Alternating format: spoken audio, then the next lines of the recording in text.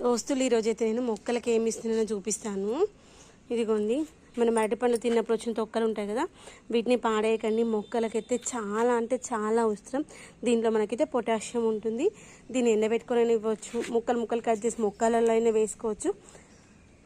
లేదు అంటే మనం వాటర్లో నానబెట్టేసి ఒక 4-5 రోజులు అవి వాటర్ మొక్కలకైనా ఇచ్చుకోవచ్చు డైల్యూట్ చేసి, లేదంటే డైల్యూట్ చేసి స్ప్రే అయినా చేసుకోవచ్చు. దానివల్ల కాపు అయితే చాలా వరకు పెరుగుతుంది అన్నమాట.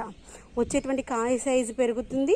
ఒకవేళ పండు అనుకోండి, దాంట్లో ఉన్నటువంటి సీడ్స్ అనేటువంటివి, కాయ యొక్క సైజు, దాంట్లో ఉన్నటువంటి పల్ప్ కావచ్చు, దాని యొక్క టేస్ట్ అయితే చేంజ్ అవుతుంది. పూల మొక్కలు అయితే పువ్వు సైజు పెరుగుతుంది, పువ్వు యొక్క కలర్ అంటే డార్క్ వస్తుంది. తర్వాత ఇది వచ్చేసి మన కోడి పిల్లల యొక్క ఎరువు. తర్వాత కింద బాల్కనీలో ఉన్నటువంటి కుండీలలో ఉన్నటువంటి మట్టి పైన ఉంటుంది కదా, అదంతా తీసుకొచ్చేసాను.